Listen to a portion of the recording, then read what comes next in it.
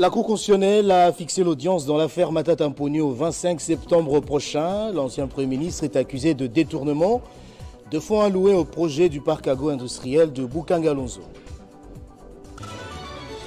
L'opposant congolais et candidat à la présidentielle Moïse Katumbi poursuit sa tournée politique dans le Congo profond à quelques mois du scrutin présidentiel. À Dilolo, le président d'Ensemble pour la République a eu droit à un accueil chaleureux. Et puis football féminin, les Léopards de la RDC affrontent ce vendredi les Guépards du Bénin. C'est pour le compte du premier tour aller des éliminatoires de la Coupe d'Afrique des Nations féminine Maroc 2024. Nouveau journal sur Télé 50, bienvenue à tous. L'ancien Premier ministre Matata Mponyo et ses co-accusés, le Sud-Africain Christo Glober et Deogracias Mutombo, sont attendus à la barre ce 25 septembre. La Cour constitutionnelle, siégeant en matière répressive, appellera à son audience publique le lundi 25 septembre prochain à 13h sur l'affaire Bukanga-Lonzo. Le vice-premier ministre en charge de l'Intérieur et Sécurité, Peter Kazadi, a échangé avec l'ambassadeur des États-Unis en République démocratique du Congo, Lucie Tamley, à Kinshasa. Au menu, l'état des lieux du programme d'assistance en formation de police de proximité au pays.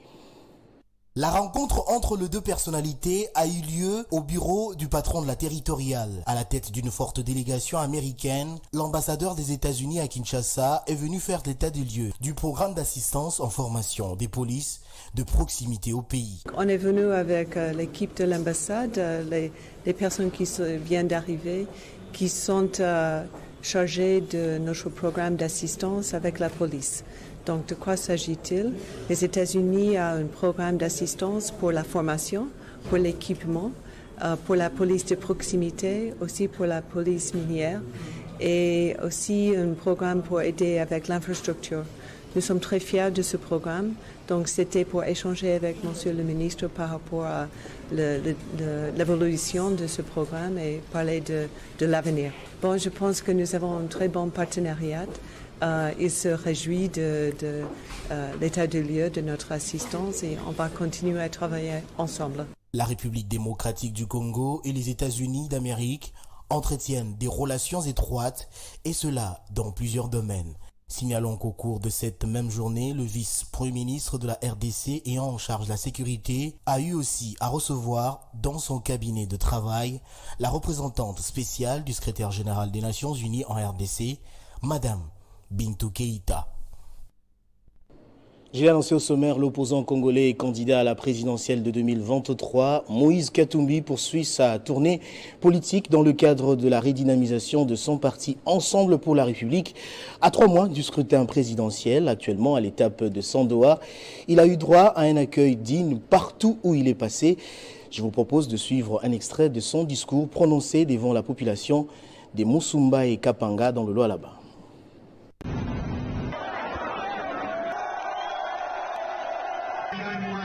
Nous devons observer les minutes de silence. Vous avez vu, on a tué notre frère chérubin.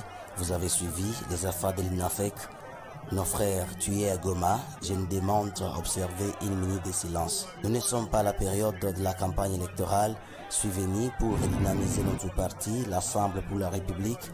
Les moments de la campagne, nous aurons à étaler notre programme. Et ce sont les jeunes, papa, maman, qui nous avaient poussés à la création de notre parti.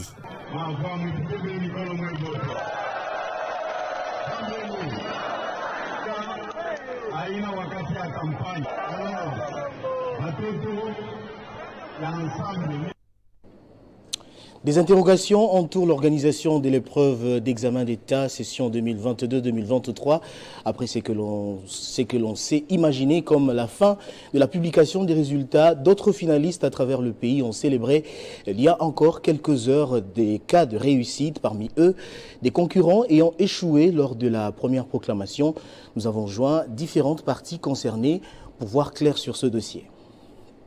De la poudre sur la tête en plein milieu de septembre, c'était surtout pour la traditionnelle opération de libération effectuée souvent par les anciens élèves dans leurs différents établissements pour ce qui est de Kinshasa. Seulement, cette année aura été exceptionnelle presque en tout point de vue. Non seulement la publication des résultats a connu un sérieux retard, mais en plus, quelques candidats auraient introduit des recours ayant abouti, d'après les bruits de rue. C'est un officiel, qui plus est, parlementaire, qui l'affirme sur ses réseaux sociaux, prenant l'exemple de la province du Nord Kivu. D'après les chiffres de Jean-Paul Lumbulumbu, député provincial, le taux de réussite est passé de 33% à 87% après un recours introduit par les élèves, pas convaincus du tout par la première correction de leurs examens. Un plaidoyer qu'il s'attribue tout en remerciant le président de la République et le gouvernement au passage. Mais sur les réseaux sociaux, le ministre de tutelle évoque la publication des résultats du cycle court et ceux des écoles hors frontières. Un vocabulaire difficile à cerner dès la première lecture, d'où l'intervention de son communicateur attitré, Joël Kadendanga, que nous avons joint au téléphone. L'examen d'État est sacré, qu'il n'y a pas de recours, c'est quitte ou double.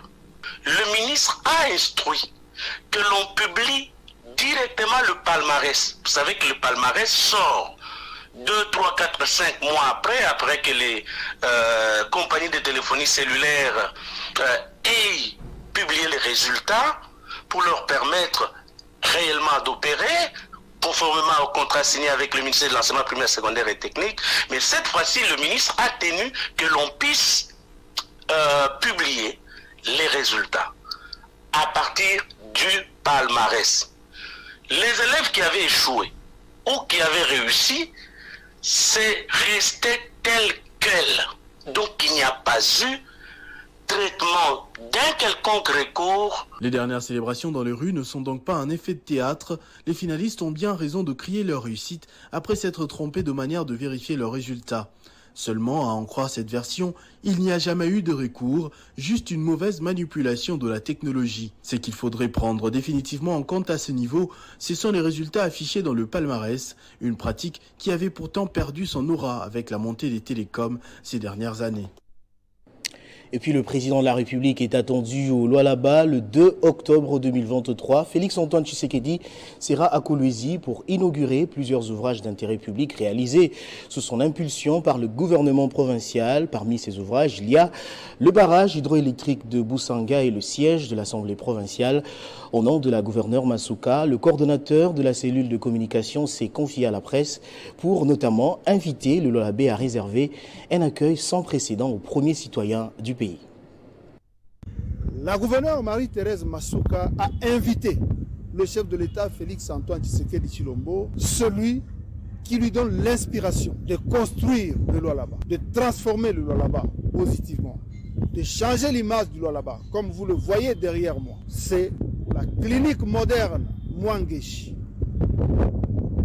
L'immeuble derrière moi, cet imposant immeuble, est construit en l'espace d'une année pour mettre fin à cette pratique honteuse d'évacuation sanitaire.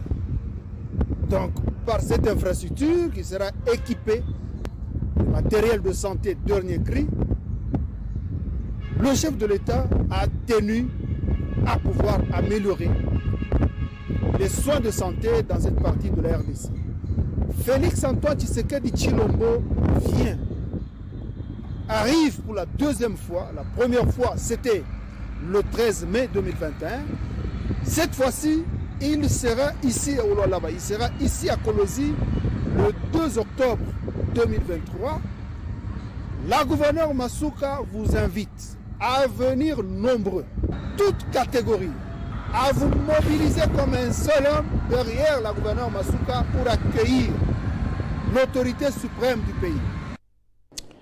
Le comité de politique monétaire de la Banque centrale du Congo s'est réuni le lundi 18 septembre dernier sous la présidence du gouverneur Malangu Kabedi Mbui. Le CPM a examiné la situation macroéconomique générale du pays et celle de l'économie mondiale, particulièrement en relation avec les pressions sur les marchés d'échange et celui des biens et services.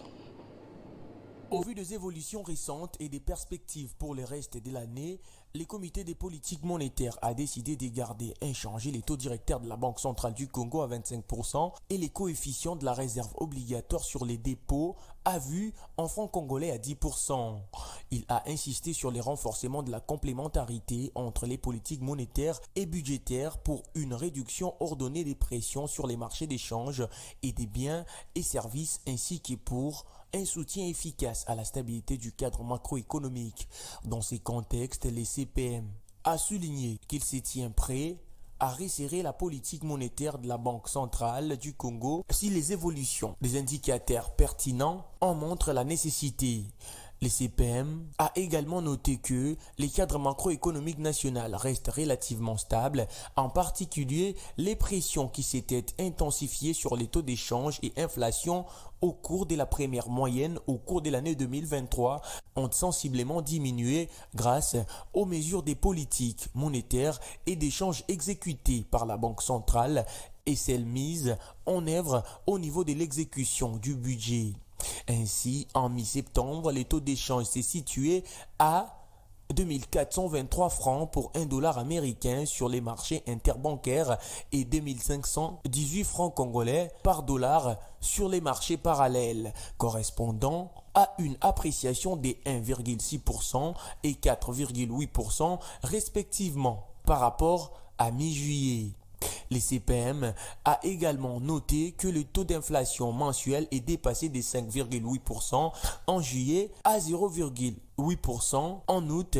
En cumul annuel, le taux d'inflation s'est situé à 17,7% en mi-septembre.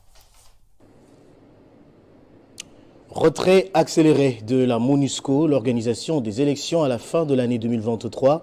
Tels ont été les sujets phares abordés par le chef de l'État, Félix-Antoine Tshisekedi, au cours de la 78e Assemblée générale des Nations Unies. Cette prise de position a suscité beaucoup de réactions dans la classe politique congolaise.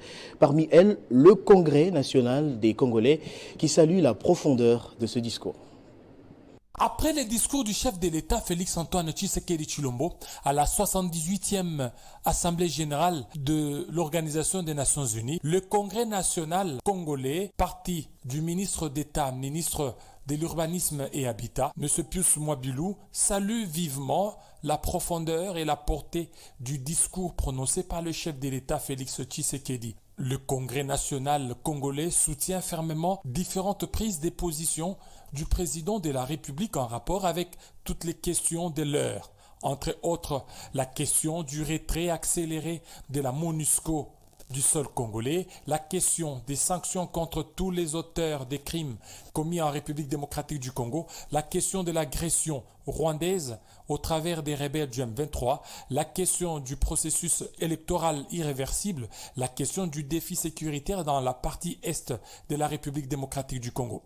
Le Congrès national congolais salue un discours à la hauteur de nombreuses attentes du peuple congolais, un discours convaincant, patriotique, héroïque au regard du contexte général de la RDC. Dans cet ordre d'idées, le Congrès national congolais réitère son soutien indéfectible au magistrat suprême Félix-Antoine Tshisekedi Tshilombo, qui ne ménage aucun effort pour la recherche de la véritable stabilité sur l'étendue du territoire national. À quelques encablures de la tenue des joutes électorales prévues en décembre prochain, le Congrès national invite par ailleurs les Congolais de tout acabit de faire bloc solide autour du président Félix Tshisekedi afin de faire échec au complot du Rwanda et des pays voisins devenus téméraires contre l'intégrité territoriale de la RDC.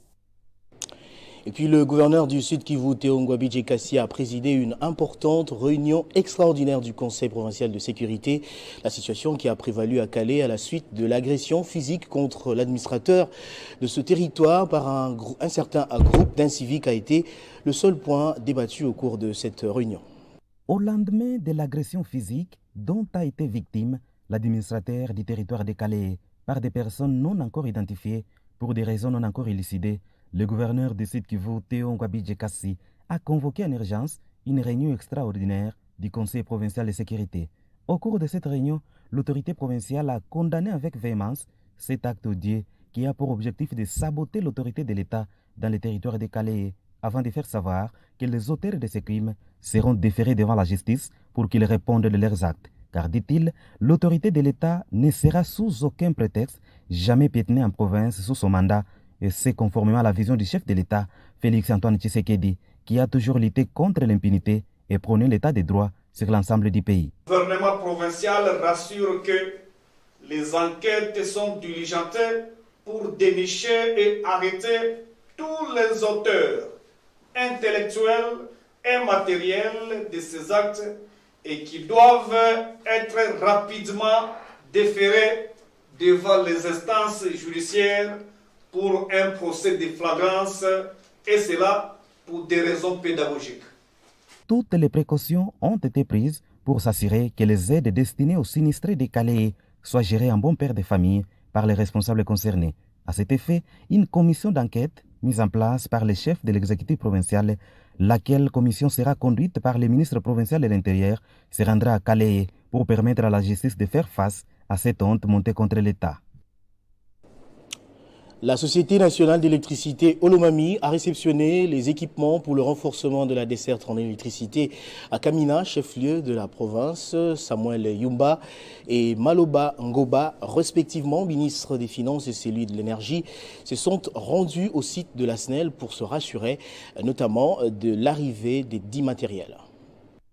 C'est un ouf de soulagement pour les habitants de la ville de Kamina qui viennent de bénéficier d'un lot important de matériel destiné à l'amélioration en desserte électrique. Les plaidoyers faits par la gouverneure des provinces Yumba Kalenga Mushimbi Isabelle auprès des autorités du gouvernement central a produit ses fruits. C'est dans ces cadres que les représentants de la gouverneure Yumba Mwanabouté Samuel et les ministres provinciaux de l'énergie ont fait une descente à l'agence Mousse et à la sous-station SNEL pour se rassurer de l'arrivée de ces matériels. Une occasion pour le directeur provincial AI de la SNEL, à travers son technicien, de remercier l'exécutif provincial pour les efforts fournis. Aujourd'hui, puisqu'il y a beaucoup de ces gouverneurs qui sont passés, mais on n'a jamais reçu ces types de matériel. Si aujourd'hui on a quand même vu ces quelques matériels, en tout cas c'est grâce à ces mains et à ces bravoures qu'on a quand même réceptionné ces matériels.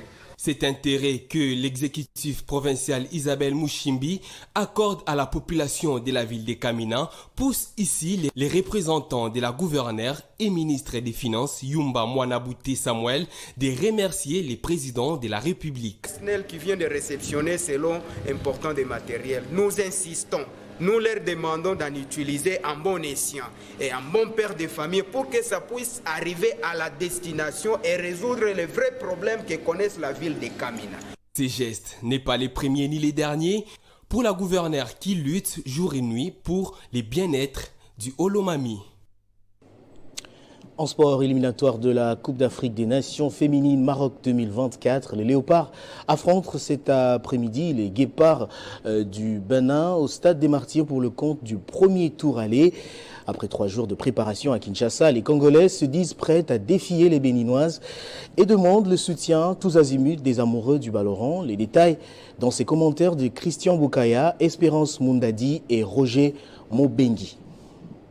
Tous les ingrédients sont réunis pour que les fauves congolais fassent un bon résultat contre le Bénin ce vendredi au Stade de Martyrs et le groupe a le moral au zénith. Alors par rapport à nous, nous sommes vraiment au point. On a une bonne morale par rapport à 100%. Nous sommes en plein championnat. Donc on se connaît avec l'équipe, avec ceux de Mazembe qui vient de nous rejoindre, qui était venu le mercredi soir. Donc on se connaît à 100%. Il y a déjà une équipe, on se connaît à 100%. Parce qu'elle vient jouer la Ligue des Champions. Nous sommes en plein championnat. Quand on joue le samedi, il y a des autres qui ont joué à l'extérieur pour entrer dans leur province et pour nous rencontrer, pour revenir ici. Pendant les séances d'entraînement organisées à Kinshasa, le staff technique s'est fait une idée sur son ossature et la jonction entre les professionnels et les locaux n'a pas posé problème, comme le sélectionneur des Léopards, Marcelo Kadiamba, l'a expliqué en conférence de presse d'avant-match. Mais toujours que les critères ont été rigoureux dans ce sens que les filles, bien qu'elles sont venues en retard, enfin, c'est-à-dire 3 jours comme vous le dites là, elles ont quand même quelque chose dans les jambes. Raison pour laquelle nous avons tenu à faire une sélection avec méthode, beaucoup de techniques, quoi. Le Bénin n'est pas une équipe à craindre, mais il faudra l'affronter avec beaucoup de concentration. En cas de qualification, les Léopards dames affronteront au second tour les vainqueurs du match, Guinée équatoriale, Libye. Un mot de culture avant de clôturer ce journal. Décédé le 22 septembre 1989, l'artiste et musicien Jean Bosco Mwenda Wabaeke sera célébré à travers une série d'activités prévues à Kinshasa dès ce vendredi. 32 ans après sa mort, le souvenir de cette icône de la guitare acoustique congolaise demeure encore intact à Bunkea, sa ville natale dans la province du Lualaba. Il était presque ou quasiment oublié. Jean Bosco Mwenda Wabaeke, 32 ans après sa mort, va être ressuscité grâce à d'augustes activités organisées à l'initiative de la Fondation Katangaise et de sa famille biologique. Il est notamment prévu une messe d'action de grâce qui sera dite ce vendredi à la paroisse Fatima et des productions musicales samedi 23 septembre et le 1er octobre prochain. Si Kinshasa se souvient de son doigté exceptionnel à la guitare et de son chant timbré de nuances traditionnelles, il en est de même dans son terroir à Bunkea, dans l'actuelle province du Lualaba, où il est considéré tel un héros. C'est un héros. J'ai dit pourquoi je le taxe de héros. Il a beaucoup travaillé, il a marqué notre famille. Il a marqué la famille Mukanda Bantu. Pas seulement la famille Mukanda Bantu, mais la famille Yeke. Issu de la famille royale, le peuple Yeke lui vaut une fière chandelle pour avoir valorisé sa tradition qu'il a su exploiter dans ses chansons mélodieuses et à thème. Jean Bosco Mwenda Wabaeke, il appartient à la famille royale. Alors, le monsieur sera attiré par la culture. Il voulait codifier le chant historique Yeke au rythme actuel congolais, la rumba surtout. Tant que les notes de sa guitare et de son chant retentiront dans les tympans, Jean Bosco Mwenda Wabaeke aura le mérite d'être célébré.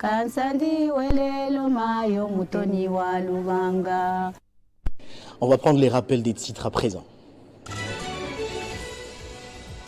La Cour constitutionnelle a fixé l'audience dans l'affaire Matata Mponyo au 25 septembre prochain. L'ancien Premier ministre est accusé de détournement des fonds alloués au projet du parc agro-industriel de Bukanga-Lonzo.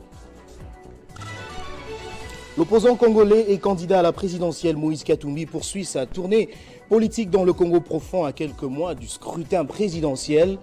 À Dilolo, le président d'Ensemble pour la République a eu droit à un accueil chaleureux.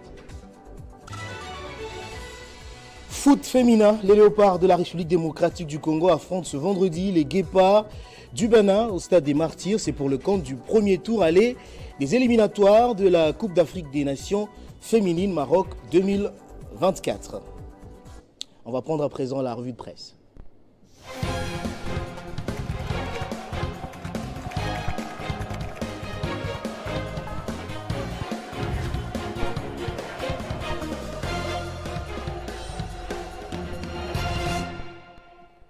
Comme annoncé, place à présent à la revue de presse et c'est avec Moïse Chamala qui me rejoint sur ce plateau et à qui je dis bonjour et bienvenue. Bonjour Christian Kalangi, merci et bonjour à tous ceux qui nous suivent de partout en RDC. Alors le tout premier sujet que vous avez justement retenu, lutte contre la corruption en République démocratique du Congo, Félix-Antoine Tshisekedi approuve l'efficacité des Jules Alingete. Tout à fait, Christian Kalangi, ça s'est passé à New York où le chef de l'État, Félix Tshisekedi, séjourne encore lors d'un déjeuner des presses avec les professionnels des médias. Regardons cette une du quotidien Forum des As qui titre « Révisitation des contrats chinois, Fachi encense Jules Alingete ». Eh bien, Christian, évoquons son bilan économique devant des journalistes internationaux réunis le 19 septembre en New York au cours d'un déjeuner qu'il a organisé. Le président Félix Tshisekedi est revenu en réponse à une question sur la révisitation des contrats chinois. Il en a profité pour encenser l'inspection générale des finances qui, selon ses propres termes, est tenue et dirigée par un homme très brillant, Jules Alingete, une rencontre ayant eu lieu en prélude à la 78e Assemblée générale des Nations Unies à laquelle le chef d'État prend part depuis ce mercredi 20 septembre. Ces titres, ou plutôt ces sujets, reviennent également dans les quotidiens Congo Nouveau qui titre « Félix Tshisekedi jette des fleurs à Jules Alinguete, Christian, son travail lui a valu et lui vaut une consécration au pays et à l'étranger, contribuant ainsi à redorer l'image de la République démocratique du Congo sur la scène mondiale après ses résultats engagés dans les opérations de lutte contre les détournements des deniers publics et la corruption. Christian, depuis sa création en 1987, l'inspection générale des finances n'aura jamais été active aussi en entreprenant et remuant des luttes contre la corruption et les détournements de tous les fléaux qui plombent les finances publiques. Deuxième sujet, Moïse Chamala, après Mbandaka et Kikwit, Moïse Katumbi poursuit donc son itinérance au Lualaba. Effectivement, Christian Kalonji, actuellement, c'est les politiciens qui drannent la masse derrière lui. Il s'appelle Moïse Katumbi. En regardant cette une du quotidien Forum des As qui titre « En tournée des redynamisations de son parti Ensemble pour la République, Katumbi, des entrées triomphales à Dilolo » et à Kapanga dans les Lualaba. Christian, poursuivant sa mission de redynamisation de son parti politique Ensemble pour la République à travers les pays, Moïse Katumbi a mis hier, jeudi 21 septembre, les caps sur les Lualaba profonds dans les grands Katanga à la tête d'une forte délégation de sa formation. Le chairman a effectué des entrées triomphales, les photos faisant foi dans les territoires de Dilolo et Kapanga, les retrouvailles avec ses ex-administrés, les gouverneurs les mieux élus de la République et se sont transformés en liesse populaire en terre Chokwe comme en terre Lunda. C'est une marée humaine qui a non seulement accueilli Moïse Katumbi, mais l'a escorté jusqu'au lieu des meetings. Si à Dilolo, les leaders d'Ensemble a constaté l'impraticabilité des routes. Partout où il est passé, la foule lui a fait l'état de la misère dans laquelle elle se trouve. Ce même sujet revient aussi à la une du quotidien Africa News qui titre « Katumbi à la rencontre des masses à Dilolo ». Et Kapanga, c'est les stades Papachi, Nyama de Dilolo, qui était noir, demande pour son meeting éclair dans cette cité. La journée pourtant ouvrable a pris les allures d'un férié alors que les activités ont été paralysées quand les populations ont convergé vers les lieux de l'adresse. Même scène à Kapanga où Katumbi s'est également offert un bain des foules. Dernier sujet, échanges commerciaux. Jean-Lucien Boussa annonce un forum économique en République démocratique du Congo. Tout à fait, Christian Kalonji, c'est depuis Abidjan où il séjourne qu'il a fait cette annonce. Regardons cette une du média en ligne COA qui écrit « Échanges commerciaux ». J.L. Boussa annonce l'organisation d'un forum économique entre la RDC et la Côte d'Ivoire. Séjournant en Abidjan, comme je venais de vous le dire, la capitale de la Côte d'Ivoire, dans le cadre de la 9e édition des Makutano, une organisation permettant de mettre à profit les opportunités d'affaires. Les ministres congolais du commerce extérieur, Jean-Lucien Boussa a échangé avec son homologue ivoirien Souleymane Diarasouba autour des échanges commerciaux entre la République démocratique du Congo et la Côte d'Ivoire. Les deux personnalités ont réfléchi autour de la question visant à booster les niveaux des échanges commerciaux entre les deux pays avec comme objectif favoriser les investissements qui, selon Jean-Lucien Boussa, n'a pas encore fait assez de preuves. Je vous remercie de votre présentation, Moïse Chamala. C'est moi qui vous remercie, Christian Kalonji. Voilà qui met fin totalement à ce journal. Madame, Messieurs, je vous remercie de l'avoir suivi depuis Yamoussoukro, en Côte d'Ivoire, grâce à Télé 50.